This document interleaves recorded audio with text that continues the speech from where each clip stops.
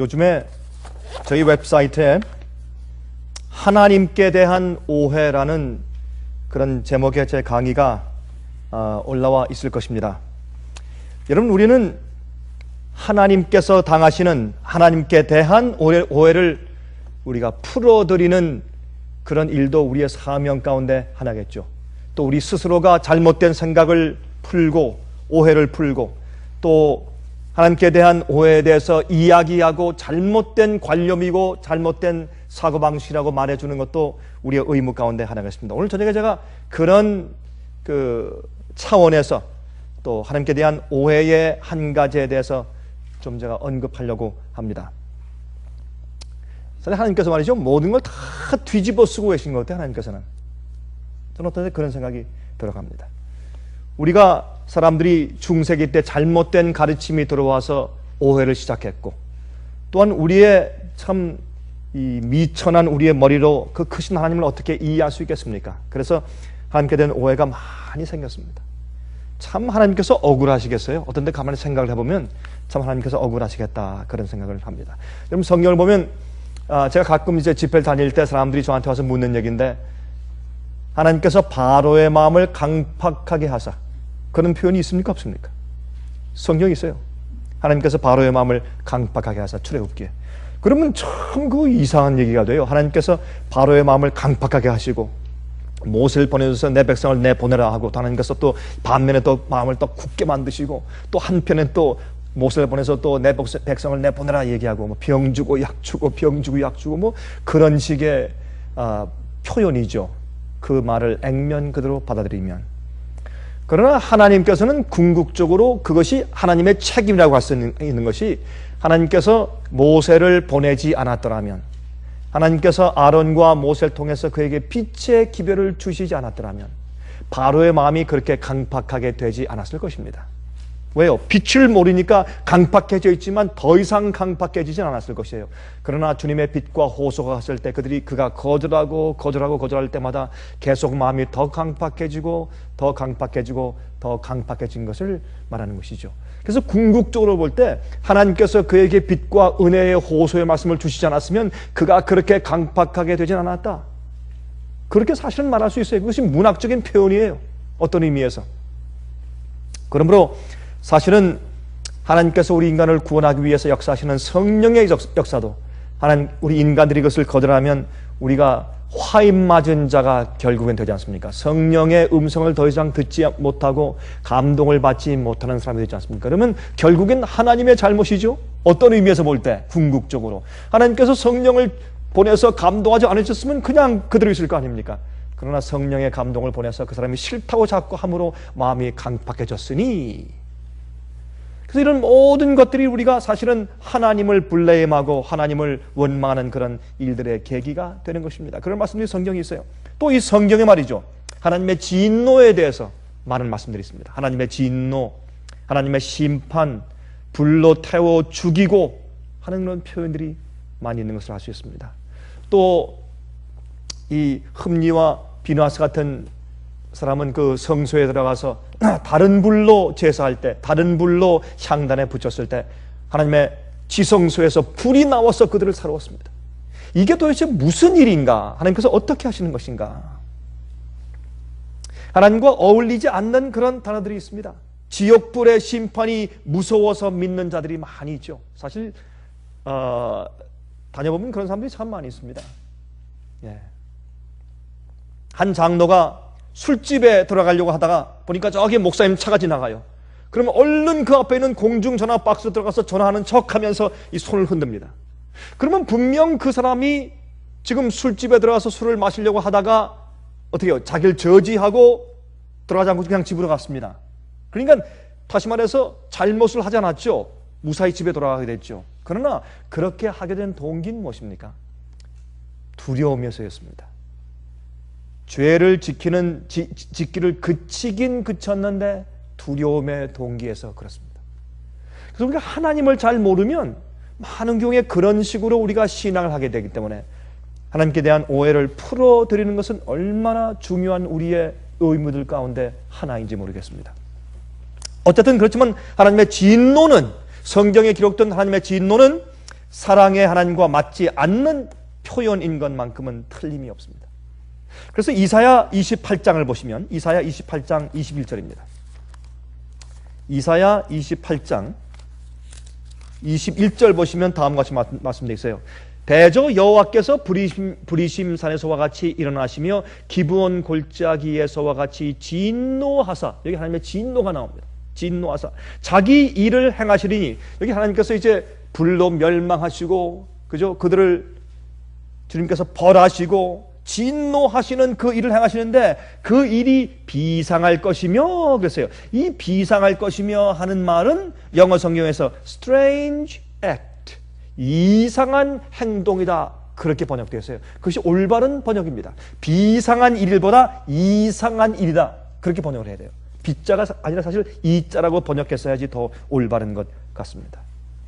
그래서 성경은 하나님께서 진노하시고 심판하시는 이런 일들을, 멸망시키는 일을 이상한 일이다, 하나님의 성품과 맞지 않고 우리가 이해하는 하나님과 맞지 않는 이상한 일을 하신다, 하나님도 그렇게 하시는가? 이렇게 생각할 정도의 표현을 여기에 말씀하신 것입니다.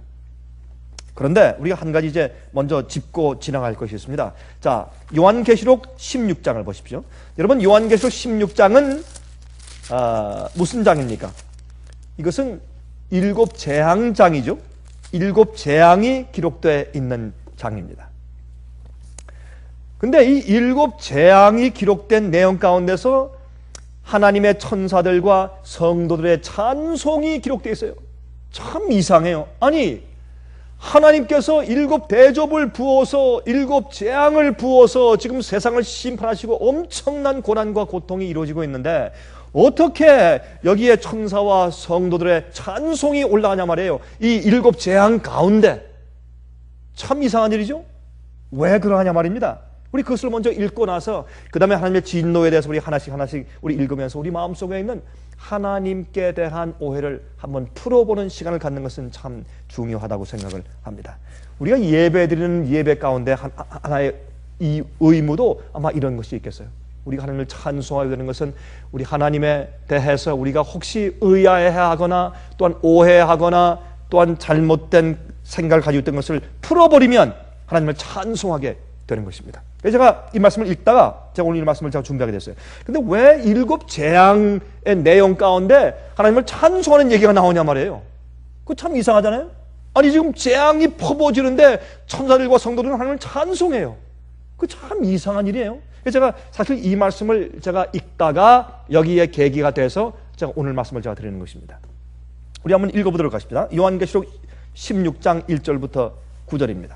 또 내가 들으니 성전에서 큰 음성이 나서 7 천사에게 말하되 너희는 가서 하나님의 진노에, 하나님의 진노 가운데 가장 무서운 것이 있는데 그것은 7재앙입니다. 7재앙이 있어요. 하나님의 진노의 7대접을 땅에 쏟으라 하더라. 자, 이제 흥미있는 것은 천사가 쏟아요. 쏟는데 마치 하늘에서 무엇을 퍼붓는 것처럼 돼 있지만은 사실은 이것은 무슨 뜻이냐면, 여러분 요한계시록 7장을 보시면 사방 내 천사들이 바람을 놓으려고 하니까 해 돋는 데로부터 또 다른 천사가 날라오면서 어떻게 합니까? 붙잡아라. 그 이유가 뭡니까? 하나님의 종들의 이마에 인치는 사업이 아직 끝나지가 않았으니까 붙잡아라.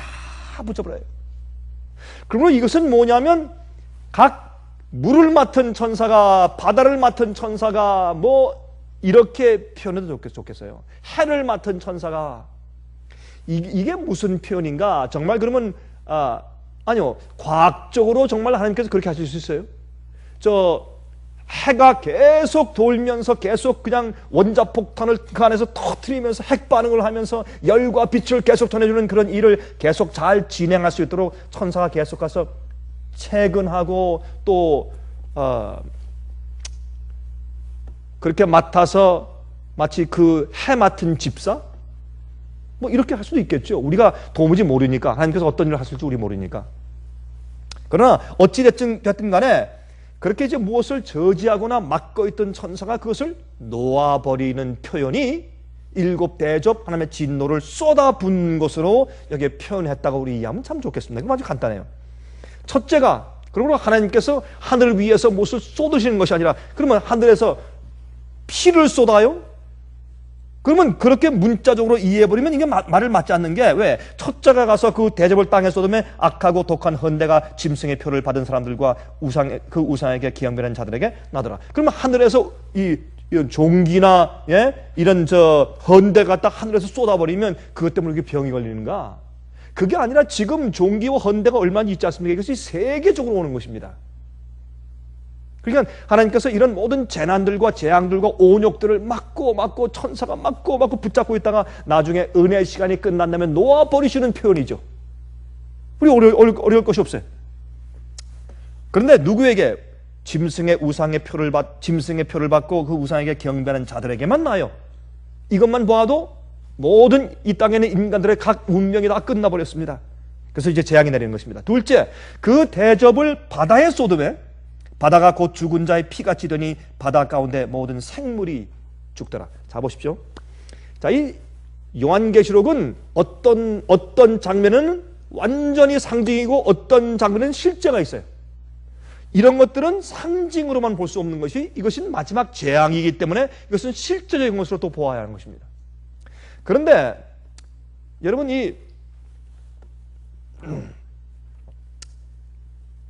여기 천사가 말이죠. 천사가 계속 이렇게 막고 있다가 그것을 놓지 않습니까? 놓으면 그런 것들이 떨어지는데, 여기 재밌는 것은 첫 번째는 땅에 대접을 썼습니다. 땅에. 요한계시록 13장을 보면 땅에서 올라오는 짐승이 있어요. 두 뿔 가진 어린 양 같은 짐승이 올라옵니다. 그 짐승이 누굽니까? 미국입니다. 그렇죠? 일곱 나팔 예언을 보시면 요한계시록 11장의 일곱 나팔 예언 가운데 일곱째 나팔을 보시면 땅을 망하게 하는 자를 멸망시킬 대로 소이다 하는 말씀이 나와요. 심판 얘기가 나와요. 죽은 자부터 심판을 시작하고 나중에 끝에 가서 땅을 망하게 하는 자들을 멸망시키실 대로 소이다. 여러분이 지구를 망하게 하는 자들이에요. 근데 마지막 시대 요한계시록 13장에 가서는 이 지구의 인간들과 지구를 멸망시키는 세력이 두 가지가 등장해요. 바다에서부터 올라오는, 몸은 표범 같고 머리는 사자 같고, 그렇죠?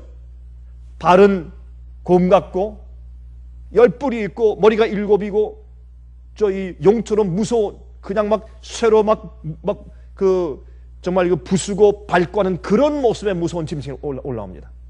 우리가 그것을 요한계시록 13장에서 바다에서 올라오는 짐승은 종교적인 세력인 것을 우리가 알아요. 종교적인 폭군 세력이에요. 종교적인 독재 세력이고 종교적인 핍박 세력이에요. 이 세력은 과거에 1260년 동안 성도를 핍박한 적이 있는 세력이다, 이렇게 설명되어 있어요. 그 세력에 대해서. 근데 그 세력은 바다에서부터 올라와요. 근데 땅에서부터 올라오는 세력이 바다에서부터 올라오는 세력과 연합해서 뒤에 나타난 두 번째 짐승이 먼저 나온 짐승을 위해서 우상을 세워주고 짐승의 표를 내려줘요. 근데 흥미있는 것은 일곱째 나팔을 볼 때는 거기에 땅을 망하게 하는 자들을 멸망시킬 대로 쏘이다, 그런 말씀이 나오거든요. 이게 무슨 뜻으로 우리가 이해될 수 있냐면, 맨 마지막 시대 제일 처음에 이 일곱째 양은 땅에 솟습니다. 이것과 무엇이 관계가 있어요? 땅에서 올라오는 짐승과 관계가 있을까요? 전 요즘에 그런 각도에다가 요한계시록을 제가 계속 보기 시작했어요. 그런 각도에서. 이게 전부 다 그 단어 하나하나가 연결되면서 요한계시록은 우리에게 상징을 통해서 우리가 무언가 보여주려고 하는 것이니까.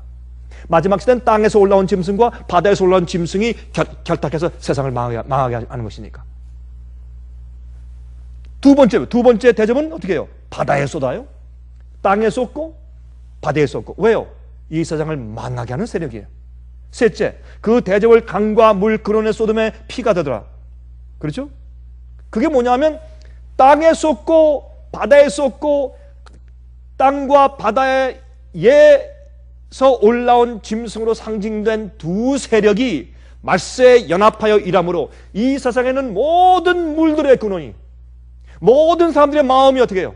부패되었어요. 무엇으로? 오류로, 잘못된 가르침으로. 그렇죠? 부패되었어요. 바벨론의 포도주로 부패되었어요. 하나님께 대해서 오해시켰어요. 그런데 이러할 때에 이렇게 세 번째 그 대접을 쏟고 셋째 재앙까지 지난 다음에 이런 말씀이 나요. 그 뒤에 내가 들으니 물을 차지한 천사가 가로되 전에도 계셨고 시방도 계신 거룩하신 이여 이렇게 심판하시니 의로우시도다. 자 보세요. 이거 왜 이런 얘기가 나올까요? 여기는 물론 바다에 주님께서 지금 벌써 바다가 피가 되고 있죠. 어떤 의미에서. 한 번은 인도 가까이 있는 그 바다의 바닷물이 시뻘게 이제 적조 현상이 일어나니까 그것을 퍼다가 레버리터리에 들어가서 한번 검사해 보니까 사람의 피와 흡사한 그런 것으로 변했다고 하는 그런 보고가 신문에 한번 난 적이 있어요. 정말 세상의 오염 때문에 땅과 바다가 그렇게 되고 있어요. 그렇죠? 적조 현상은 피가 되는 것이지 무엇입니까, 여러분? 그런데 이 7나팔 가운데 5번째 나팔 보면 제단 밑에 있는 영혼들이 부르짖어요. 우리를 신원해 주지 아니하시길 언제까지 하실랍니까? 그건 순교자들이에요. 그 상징이죠. 우리가 이렇게 억울하게 이렇게 핍박당해 죽었습니다. 우리를 그냥 놔두고 심판해 주지 않으시기를 언제까지 하시겠습니까? 그 소리 지르는 상징적인 얘기가 나와요. 그것이 5번째 인얘기입니다. 나팔의 5번째 인얘기죠. 인얘기가 나와요. 그런데 그리고 또 다니엘서를 보면 다니엘서 8장에 어떻게 합니까? 한 거룩한 자가 다른 거룩한 자에게 이르기를 다니엘서 8장 13절 14절 무슨 말씀 나옵니까? 한 거룩한 자가 다른 거룩한 자에게 가브리엘 천사가 예수님께 묻습니다. 주여 어떻게 저 작은 뿔의 세력을 저렇게 가만 놔둡니까? 교회를 부수고 교회를 타락시키고 잘못된 가르침을 들이오고 어떻게 저걸 가만히 보고 가만 놔두십니까? 심판치 않고 가만 놔두기를 언제까지 하시렵니까? 라고 질문할 때 뭐라고 합니까? 2300주에 가지니 그때 성소가 청결케 될 것이라. 그 대속죄일 얘기거든요. 대속죄일의 심판이 끝나면 어떻게 해요? 그때는 은혜 시간이 끝나는 것입니다. 무엇입니까? 심판이에요. 인침이 끝났어요. 심판이에요. 인침받지 못한 자들은 불러다 내려서 돌로 쳐 죽이는 때예요. 여기는 이 세상 전체에서 인침받지 못한 자들을 하나님께서 심판하시는 시기에 하나님의 진노요. 어떤 의미에서. 그래서 여기에 보면 바다를 하나님께서 쳤을 때 그때 어떻게 해요? 오 시방도 계시고 거룩하신 이여 이렇게 심판하시니 의로우시도다. 드디어 몇 천년 동안 주의 백성들이 하소연하며 주님이여 빨리 심판해 주십시오 라고 말하던 그 심판이 드디어 이루어지기 때문에 어떻게 해요? 이렇게 심판하시니 의로우시도다. 저희가 성도들과 선지자들의 피를 흘렸으므로 저희로 피를 마시게 하신 것이 합당하니라 하더라. 또 내가 들으니 제단이 말하기를 그러하다. 주 하나님 곧 전능하신 이시여 심판하시는 것이 참되시고 의로우시도다 하더라. 왜 제단이 왜 또 이렇게 찬송을 불러요? 제단은 뭘 상징했어요? 제단 밑에 있는 영혼들이 소리 질렀잖아요. 5째 인 가운데. 그러니까 하나님의 백성들이 핍박당하고 죽임당하고 순교자되고 한 그런 것을 목격한 미물들인 제단들이 화형대가 그렇죠? 목을 자른 그 칼이 톱이 그렇죠? 불타는 제단들이 화답한단 말이에요. 옳습니다. 내가 보았습니다. 내가 증인입니다.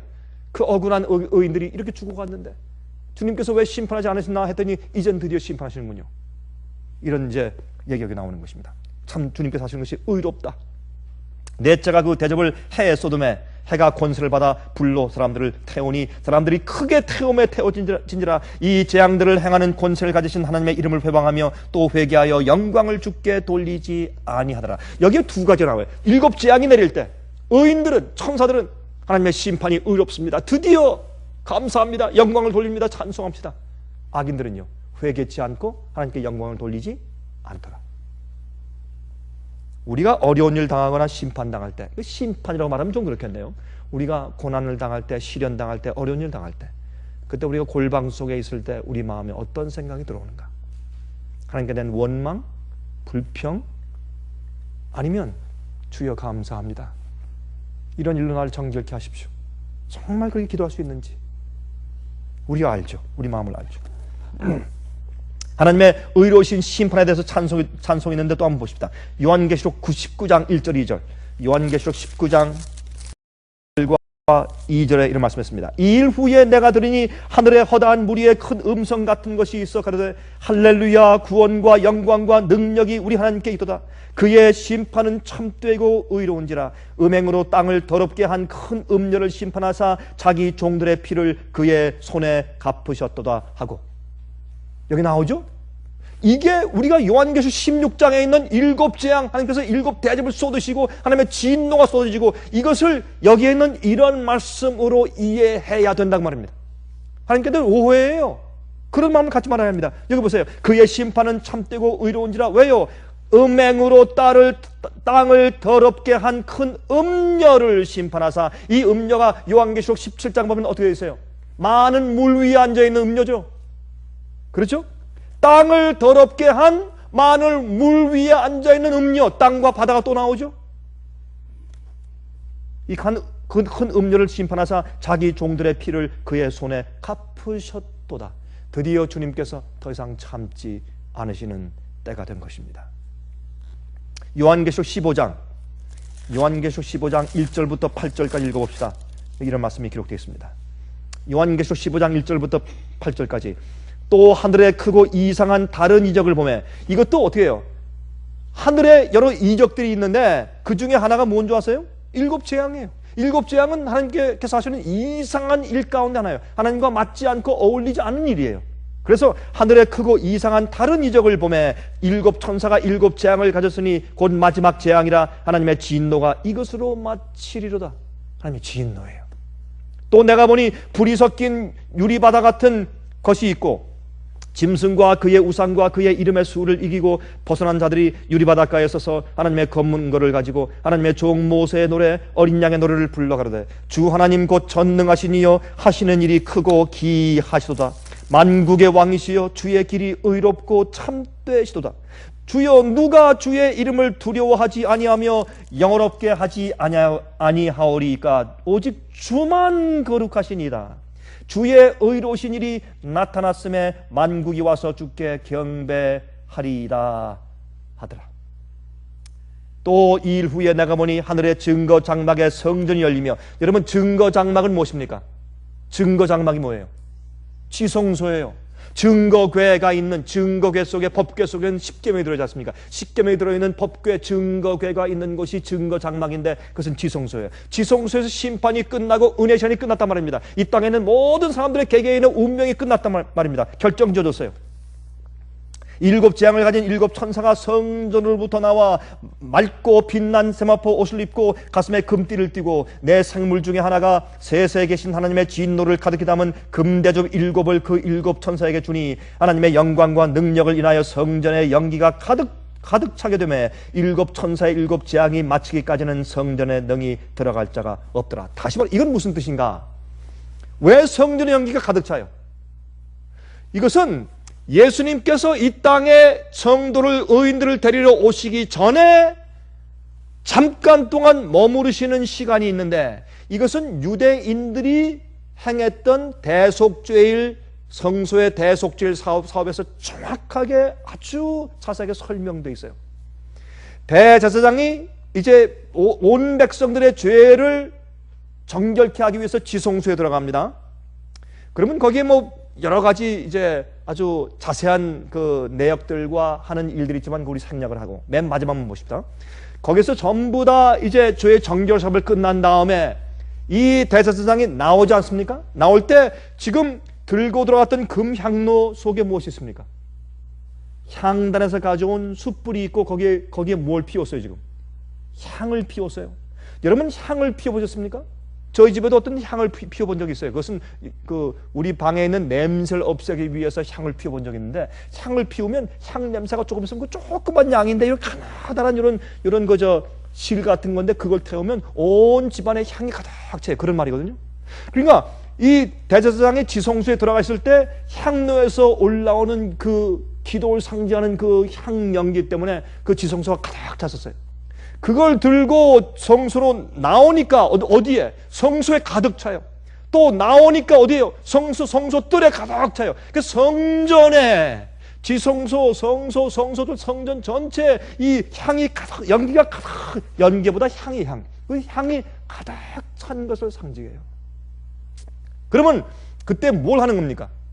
이제 모든 대제사장이 기도하고 중보사업하는 일이 다 끝나고 의인들의 죄는 도말돼 버리고 악인들의 죄는 각 개인들이 책임지게 결정이 난 다음에 마귀는 자기의 죄를 책임지기로 결정난 다음에 마귀는 자기가 행한 죄와 자기가 남을 범죄케 한 죄를 두 배나 다 이제 책임지기로 결정된 다음에 대제사장이 나오면 그때 예수께서 이 땅에 오시기 전에 무슨 일이 있습니까? 심판이 있는 것입니다. 그래서 여기에 있는 이 요한계시록 15장 마지막 장면은 대속죄일이 끝났다 그런 말이에요. 그래서 지성소에서 언약궤가 있는 곳에서 언약궤의 장막에 증거 장막에 그렇게 여기 설명이 되어 있단 말입니다. 향기가 가득 차 있어요. 근데 여기서도 주님께서 어떻게 해요? 진노의 대접을 부으시는데 하늘에서 어떤 무엇이 있습니까? 찬송이 있어요. 주의 길이 의롭습니다. 옳습니다. 진작 주님 그렇게 하셨어야죠. 왜 이제 하십니까? 주님께 영광 돌립시다. 그렇게 해요. 주님의 심판 앞에서 의인들은 주님의 의로운 심판에 찬송을 부르고 악인들은 회개치 않고 원망하는 것입니다. 자, 그러면 이 하나님의 진노가 무엇일까요? 무엇이 진노인가? 이 진노라고 하는 말을 헬라 말 원어로 이렇게 살펴보니까 진노라고 하는 단어를 무슨 단어를 썼냐면 이 오르게이라는 단어를 썼어요. 오르게이라는 단어를 썼어요. 근데 이 흥미있는 것은 이 오르게이라는 단어는 여러분 우리가 화내는 가운데 종류가 많죠. 그렇죠? 분노, 그렇죠? 또 의분, 또 뭐 신경질, 또 뭐가 있겠어요? 저를 좀 도와주세요. 또 뭐가 있겠어요? 화를 내는 데 있어서. 예? 여러 가지가 있을 거 아니에요? 그렇죠? 그러니까 이 화다, 진노다 하는 것도 여러 가지가 있을 수 있는데 여기에 하나님의 진노가 할 때 하나님의 진노에 대한 단어를 어떤 단어를 썼냐 말이에요. 그것은 우리가 성경 말씀을 이해하는 게 중요하잖아요. 그래서 제가 살펴보니까 그 단어의 뜻이 오르게이. 그래서 이거 참 좋은 단어를 썼다. 이거 그렇구나. 훨씬 더 이해가 되는 것이죠. 그렇죠? 그럼 이 오르게이라는 말은 뭐냐면 참고 있다가 억제된 것이 터진다 그런 뜻이에요. 그게 오르게예요. 하나님의 진노예요. 그러니까 주님께서는 무엇을 쏟아내시냐 말이에요. 자 보세요. 하나님의 마음 가운데 뭐가 있어요? 하나님은 무엇이다? 사랑이시다. 그럼 하나님 속에 나올 건 뭐밖에 없어요? 사랑밖에 없어요. 사랑밖에 없어요. 하나님은 사랑이시니까 하나님께는 분노가 안 나와요. 근데 왜 이걸 하나님의 진노라고 했느냐? 예? 우리 한번 생각을 좀 해봐야 합니다. 하나님 속에는 사랑밖에 없는데 그걸 참고 있다가 터져나와. 이게 뭘까? 그래서 생각을 좀 해봤습니다. 여러분 6천년 동안 마귀는 인류를 괴롭혀왔죠. 6천년 동안. 하나님께서 참으셨을까요? 하나님께서 엄청나게 참으셨을 거예요. 정말로 그 하나님 그 참 하나님 되기도 참 어려워요. 그렇죠? 그거 얼마나 괴로우실까? 참으셨어요.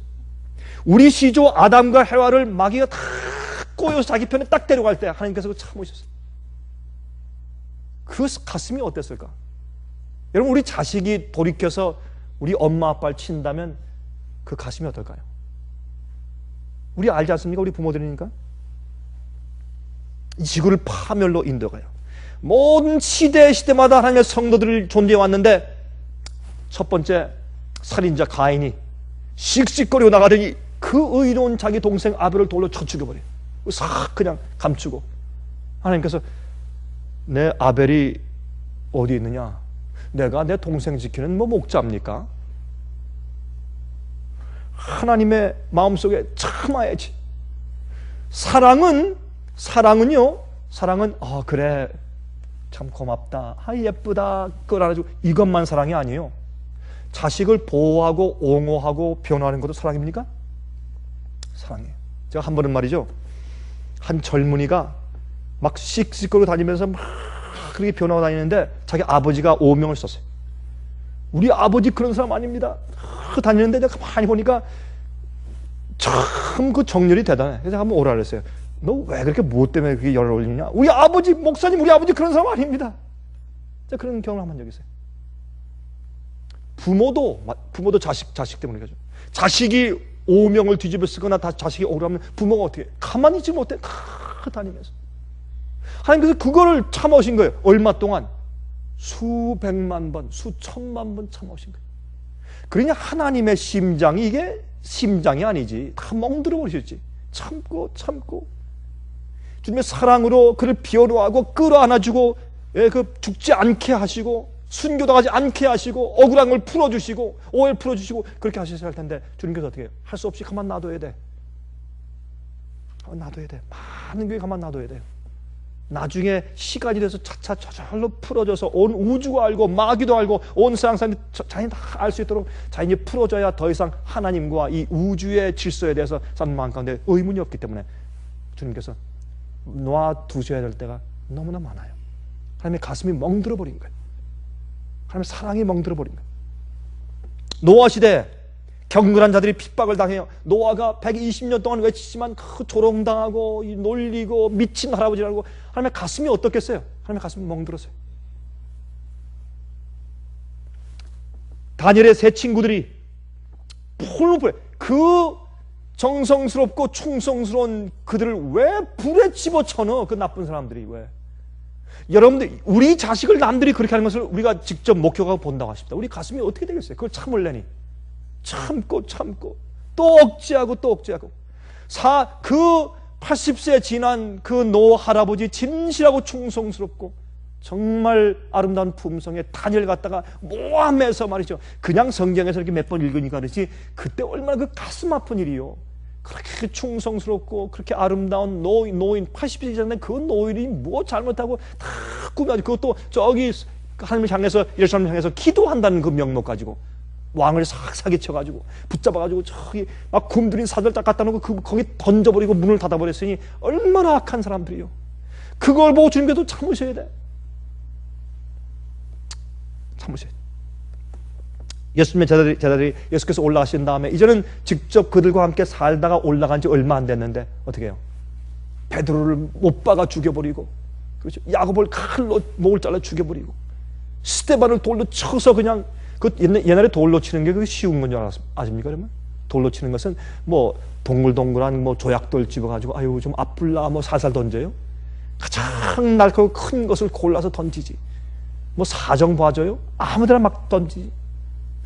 쓰러졌을 때 장정 몇 명이 큰 바위 하나를 이렇게 끙끙 들고 와서 그 쓰러져 있는 그 사람 머리 위에 떨어뜨리는 것입니다. 그게 옛날에 돌로 치는 것이었어요.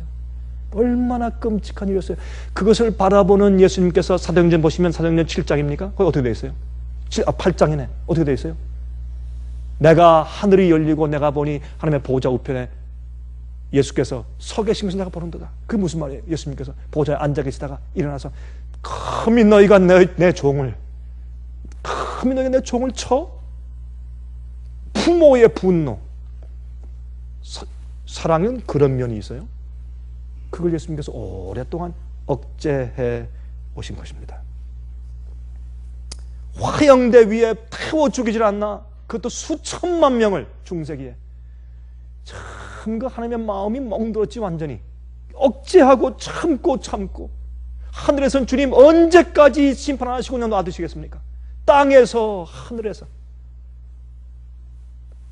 자, 히브리 11장 36절부터 38절 읽겠습니다. 이렇게 되어 있습니다. 또 어떤 이들은 희롱과 채찍질 뿐 아니라 결박과 옥에 갇히는 시험도 받았으며 돌로 치는 것과 톱으로 켜는 것과 시험과 칼에 죽는 것을 당하고 양과 염소의 가죽을 입고 유리하여 궁핍과 환난과 학대를 받았으니 이런 사람은 세상이 감당치 못하도다. 저희가 광야와 산중과 암열과 토굴에 유리하였느니라. 여러분, 우리가 우리 자식들이 이런 경험 다 한다고 해보십시다. 어떻게 하겠어요? 어떤 사람은 희롱을 당하고 채찍질 맞고 결박당하고 옥에 갇히고 시험을 받고 돌로 쳐 죽이고 톱으로 켜 죽이고 시험과 칼에 죽이고 양과 염소의 가죽을 입고 궁핍과 환난과 학대를 받으면서 이리저리 쫓겨다니고 집을 다 뺏기고 자산 뺏기고, 이게 하나님께서 이게 하실 일이에요. 이게 얼마 동안 6천년 동안 참아오신 것이에요. 6천년 동안.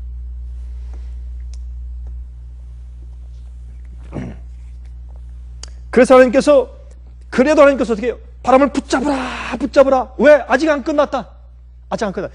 구원이라고 하는 것은 각 개인의 구원 멸망만 결정하고 끝나는 것이 아니라 구원은 온 우주를 포함하는 이슈니까. 하나님이 옳으냐? 누가 옳으냐? 하나님께서 행하신 일이 옳으냐? 주님의 심판이 옳으냐? 주님께서 죄를, 반역을 취급하신 주님의 방법이 옳았느냐? 이것이 드러나야 되니까 주님께서 참으시고 붙잡아라 아직 안 끝났다. 하나님께서 보실 때 이 땅에 인침받고 성령을 받을 가능성이 있는 자들이 한 명이라도 존재할지라도 주님께서 붙잡아라 아직 안 됐다. 가끔 이런 우리가 얘기를 하죠. 하나님께서 마귀가 주님 보십시오, 당신의 아들이 이렇습니다, 당신의 딸이 이렇습니다. 그러면 하나님께서 뭐라고 하신다고요? 아직 안 끝났어. I'm not finished with him yet. 아직 안 끝났어. 아직 안 끝났어. 이건 굉장히 중요한 얘기예요. 예수님께서 붙잡으라는 얘기는 이건 굉장히 애절한 얘기인 것을 알 수 있어요. 예수님께서 어떻게 해요? 예수님께서 저기 갈바리에 돌아가실 때 다 이루었다. It is finished. 요한계시록 맨 마지막에 보세요. 무슨 말씀이 나와요? 다 이루었다. 7재앙 때 맨 마지막에 가서 보세요. 다 이루었다. 하늘이 진동하고 땅이 진동해요. 큰 지진. 그때 다 이루었다. 주님께서 다 이루었다. 이제는 놓아라 할 때가 와요. 다 이루었다. 주님의 이 억제하심이 마지막에 터져 나오는 것이에요. 당신의 억제하심을 그냥 터져 나오는데, 그러면 주님께서 어떻게 해요? 요시 너 이제 보자 하고 때린단 말인가? 그런 말이 아니란 말입니다. 조금 더 보십시다. 히브리 12장 29절 보시면 우리 하나님은 소멸하는 불이심이라. 주님께서 소멸하는 불이다. 그럼 주님께서께로부터 나오는 불 때문에 그런 것보다 주님은 어떻게 해요? 영광의 광채를 가지고 계신 분인데, 이것은 과학적인 말일 거예요. 주님 볼 때 불이 확 하고 타는 것처럼 보일 거예요. 주님의 광채를 볼 때 앞으로. 여러분 해를 본 적 있어요? 해? 저는 해를 봤어요. 여러분 해를 잠깐 보고 눈을 감잖아요. 그거 참 위험한 일이지만 제가 어릴 때 여러 번 해봤죠. 이렇게 잠깐 해를 보다가 감고 그러면 어떤 데 보면요, 이 해가 확 불타는 것 같아요. 진짜 해가 이 명령같이 정말 깨끗하고 맑은 해가 막 그때 불이 막 확 솟아오르는 것처럼 그런 느낌을 느껴요. 그래서 하나님은 그 밝은 영광의 빛이 활활 불타는 것처럼 보일 것이기 때문에, 근데 어떻게 소멸을 태워서 없애는, 멸하시는, 소멸하는 불이에요. 왜? 죄 있는 자는 그 앞에 설 수 없기 때문에. 우리가 영이 되면 그 앞에 서도 안 죽어요. 제가 지난번에 말씀드렸지만 예수님께서 이 땅에 계실 때 십자가에 돌아가시고 부활하신 다음에 예수님은 육이지만은 영광스럽게 변화된 몸을 가지고 있는 영이셨기 때문에 그때 예수님께서 어땠습니까? 벽을 뚫고 지나가셨어요? 지나갔습니까? 안 지나갔습니까? 벽을 뚫고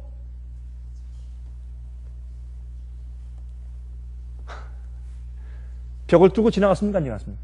지나갔죠? 그게 영이요. 우리가 이해가 안 돼. 육이 있는데도 문이 필요 없어, 벽이 필요 없어, 그냥 지나가요.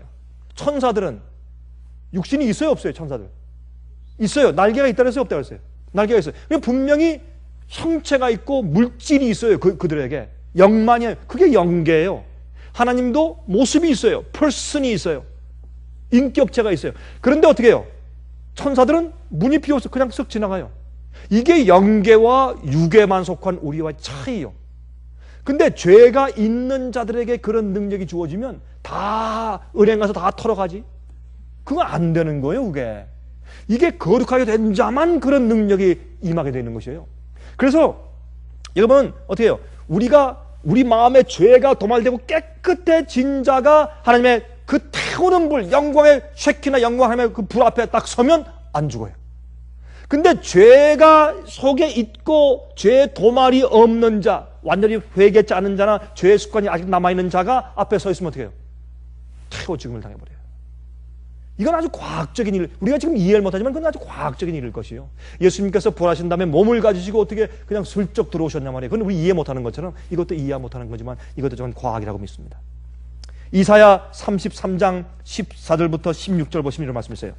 시온의 죄인들이 두려워하며 경건치 아니한 자들이 떨며 이르기를 우리 중에 누가 삼키는 불과 함께 거하겠으며 우리 중에 누가 영영이 타는 것과 함께 거하리 하더라. 누가 영원히 존재하는 불타오는 불 같은 영광을 가지신 주님의 임자 앞에 누가 설 수 있겠느냐? 아무도 없다 그 말이에요.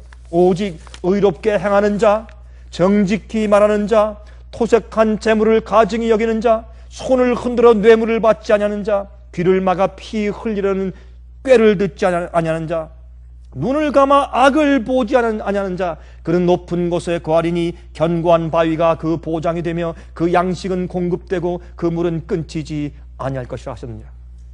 여기 나오잖아요. 하나님의 그 태우는 그 불, 소멸하는 불, 주님의 영광 그 광채 앞에 누가 설 수 있느냐? 의롭게 된 자 나오잖아요.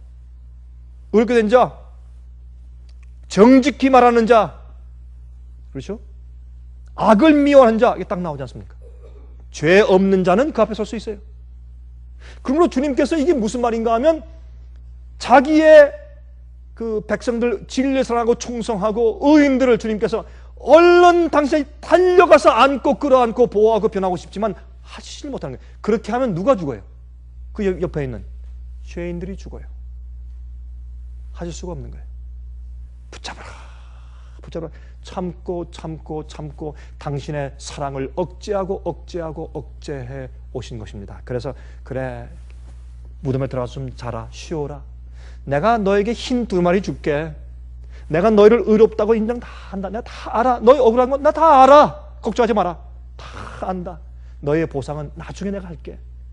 내가 다른 사람들을 구원하기 위해서 내가 아직은 눈에 보이는 심판을 안 할지 모르지만 걱정하지 말아라. 너무 억울해하지 마라. 그냥 쉬어라. 그렇게 말씀하시는 것이에요. 그것이 5째인이고, 그 다음에 요한계시록 14장 13절에 있는 것이에요. 가서 자금 이후로 주 안에서 죽는 자들은 복이 있나니 앞으로 그들이 쉴 것이요 그들이 행한 일이 뒤에 따름일 것이라. 다 똑같은 얘기란 말이에요.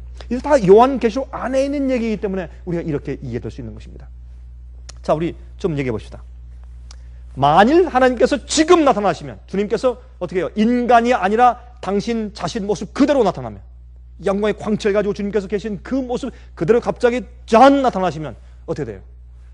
만약 제가 준비되지 않았다 그러면, 여러분은 준비됐다 그러면 어떤 모습이 생겨요? 주님께서 갑자기 딱 가운데 서셨어요. 어떻게 돼요? 저는 그 앞에서 소리치며 타 죽어버려요. 여러분은 멀쩡하고 찬송에 나와요. 감사하고.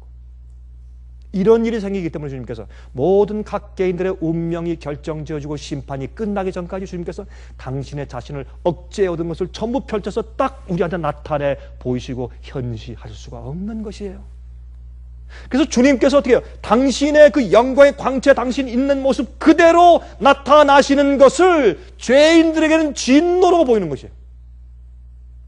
그게 진노예요. 하나님께서 오실 때, 이 땅에 오실 때 악인을 태우기 위해서 이 블로우 톨치라고 그러죠. 톨치 이렇게 칙 하면 불이 쫙 나오는 거 있잖아요. 용접할 때 쓰는 거. 그거 가지고 오세요, 하나님께서? 너는 만들었지? 치고 떼어주고 이렇게 하면서 오세요? 아니잖아요. 그러면 주님의 진노가 이게 뭐냔 말이에요. 당시 하나님 속에 있는 건 사랑밖에 없어요. 근데 주님께서 당신의 있는 것을 그대로 표현하시고 나타내시려면 죄인들은 죽어서 불타버린단 말이에요. 그게 하나님의 진노예요.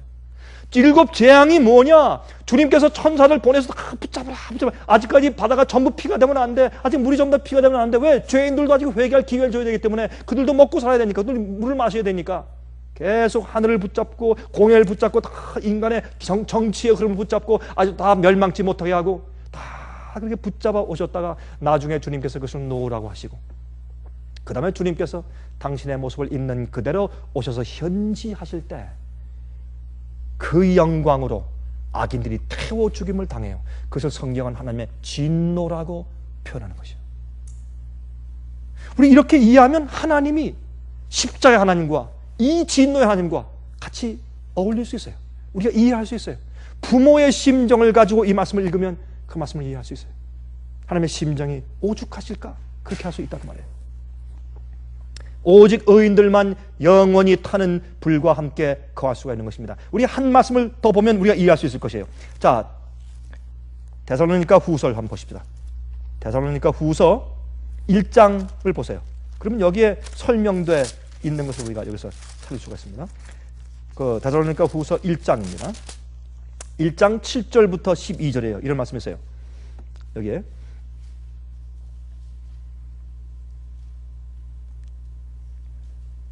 7절부터 환난 받는 너희에게는 우리와 함께 안식으로 갚으시는 것이 하나님의 공이시니, 잘 들으세요. 주 예수께서 저의 능력의 천사들과 함께 하늘로부터 무엇 중에?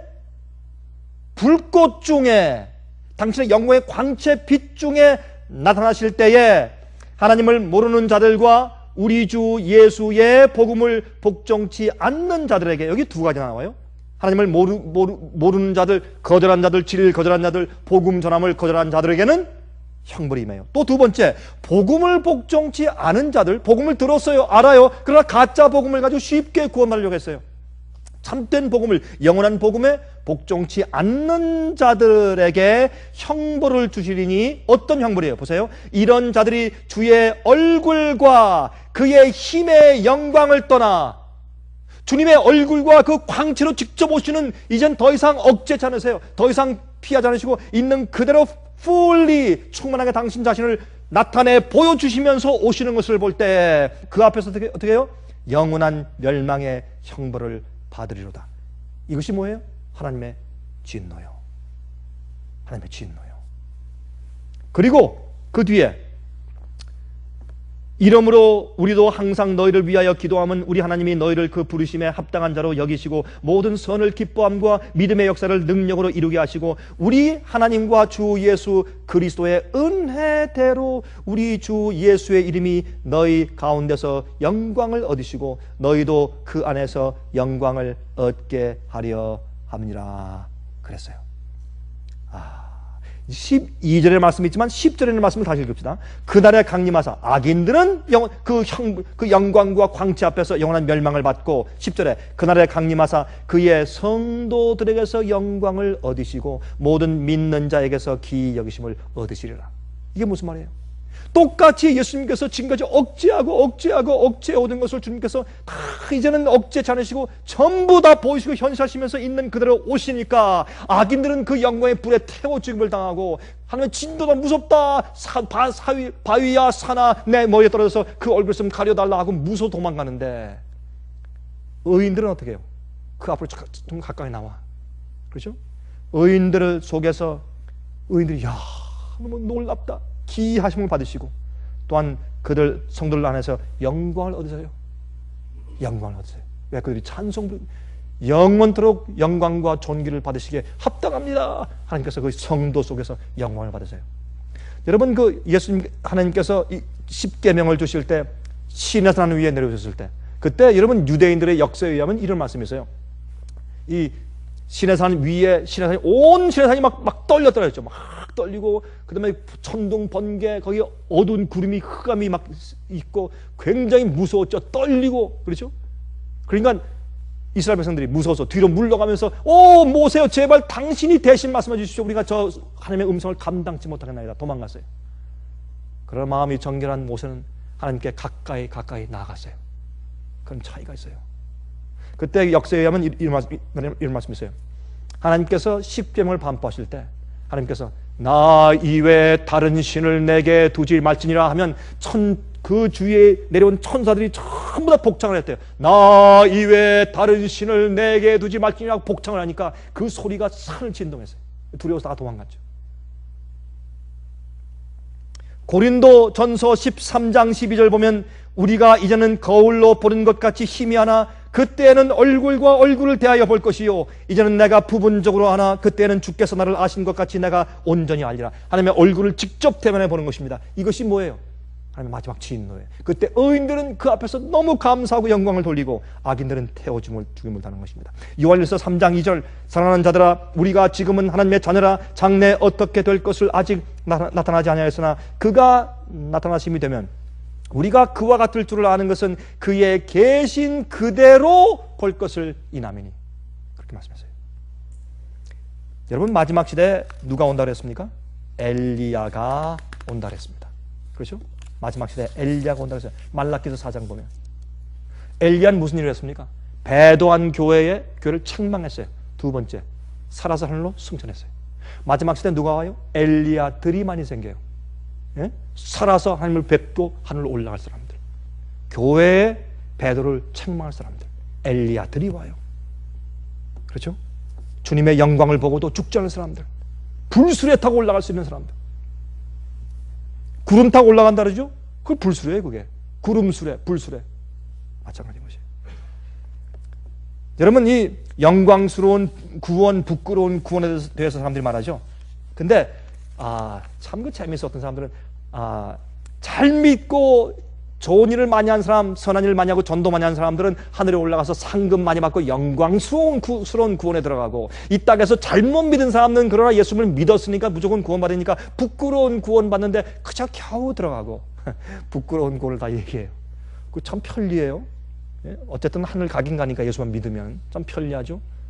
참 그런 가짜 복음이 많이 있는데 그것을 설명하기 위해서 고린도전서 3장 9절부터 15절 가운데 있는 말씀 많이 하거든요. 근데 먼저 9절부터 읽어보면 우리는 하나님의 동역자들이요 너희는 하나님의 밭이요 하나님의 집이니라. 내게 주신 하나님의 은혜를 따라 내가 지혜로운 건축자와 같이 터를 닦아두매 다른 이가 그 위에 세우나 그러나 각각 어떻게 그 위에 세우기를 조심할지니라. 이 닦아둔 것 외에 능히 다른 터를 닦아둘 자가 없으니 이 터는 곧 구주 예수시라. 예수 그리스도시라. 여기 뭐가 나옵니까? 여기 나오는 내용은 나는 아볼로 파요, 나는 게바 파요, 나는 뭐 바울 파요, 이런 교회 안에 분쟁이 있어요 지금. 그렇죠? 그 다음에 12절 만일 누구든지 금이나 은이나 보석이나 나무나 풀이나 지프로 이 터 위에 세우면 그건 뭡니까?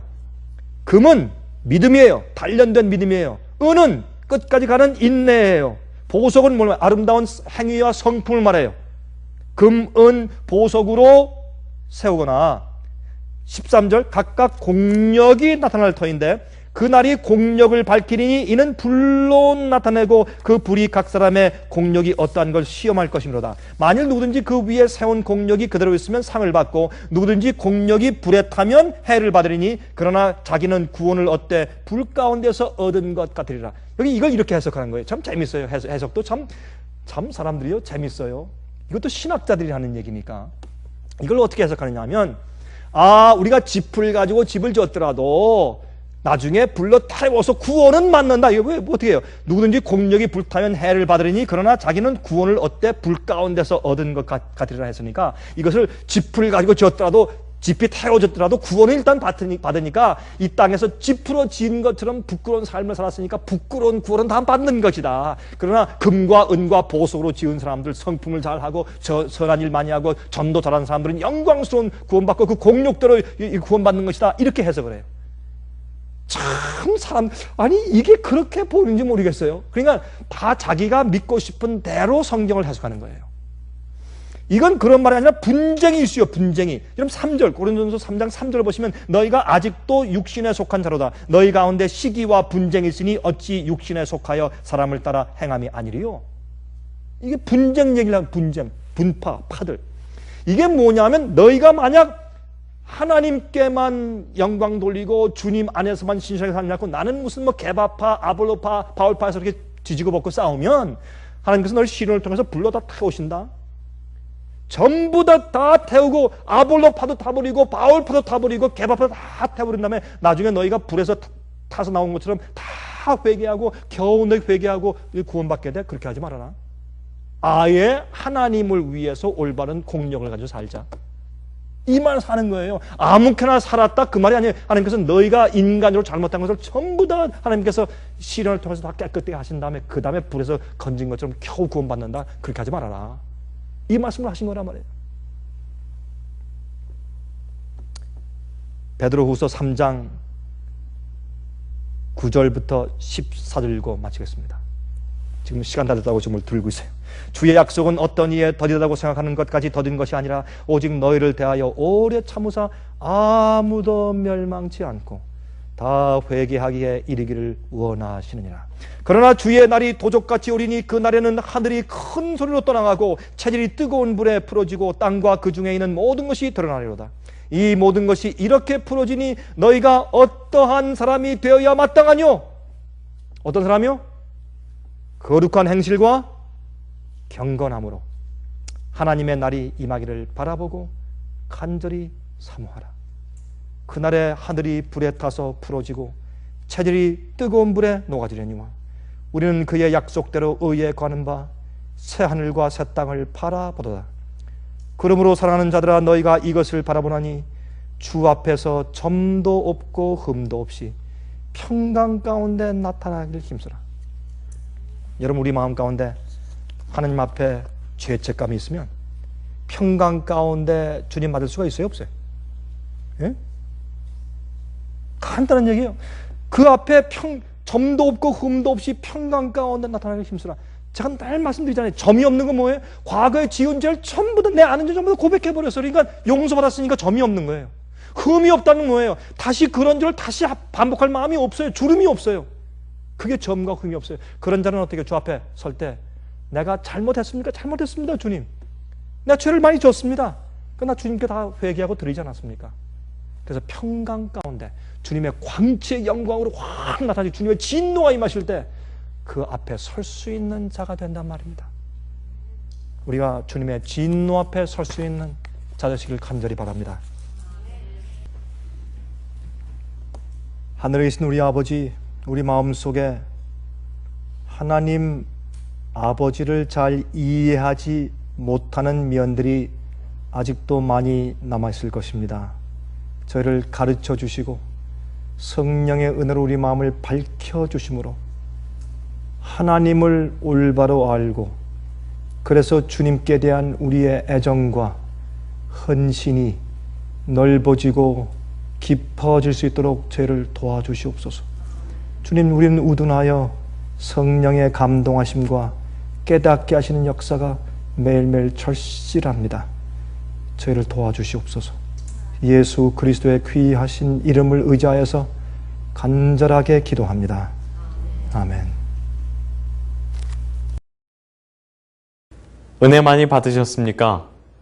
지금까지 들으신 이 생애예빛 예배설교는 간절한 마음으로 진리를 찾는 분들과 정직한 양심으로 말씀을 받아들이고 언제나 진실이 무엇인지를 생각하는 그리스도인들을 위한 말씀입니다.